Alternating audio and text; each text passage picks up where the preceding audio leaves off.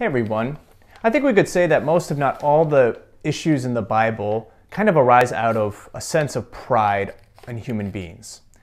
And today's readings are no exception to that rule. Today we have in the second book of Kings the man Naaman, the Syrian. And Naaman is a general in the Syrian army, and he has contracted leprosy, which is a devastating blow to him in his career as a general. But he has this slave girl who's from Israel and tells him that he should go to Israel where there's a prophet who could heal him.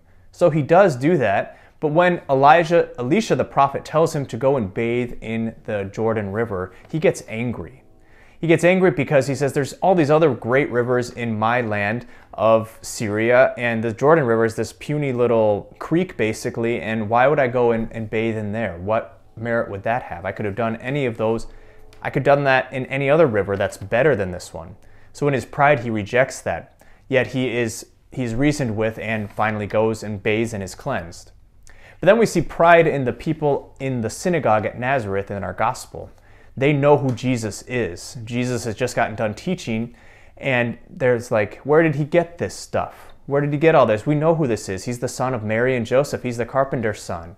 And so they reject Jesus and they reject his teaching. And they even try to drive him out of town, to drive him off a cliff, to kill him. They know who Jesus is. They think that they know who he is.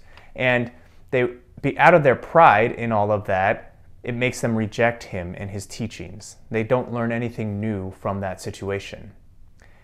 I think that this can be a real temptation for us as well, especially in our spiritual lives. We can get to a point where we kind of think that we know everything. I know this reading, I know this teaching, I know it all, and then when something new comes about or when something a little different comes about, we reject it because it's not fitting with what I know or what I've always believed to be true. Just think about the first time that it snows in the winter. Whenever the first snow comes around, I tend to think to myself, well, okay, I know how to drive in the snow. I'm pretty confident with that. And so I go out, and it always happens that I don't leave enough space for myself to stop at a stop sign, or that I'm slipping and sliding a lot in that first go around of snow in the winter time. Because out of pride, I kind of think that I know I've got it all together, but you kind of have to relearn it every year. So God is a God who we can never truly know completely. We can't fully know God. There's always that sense of mystery with God.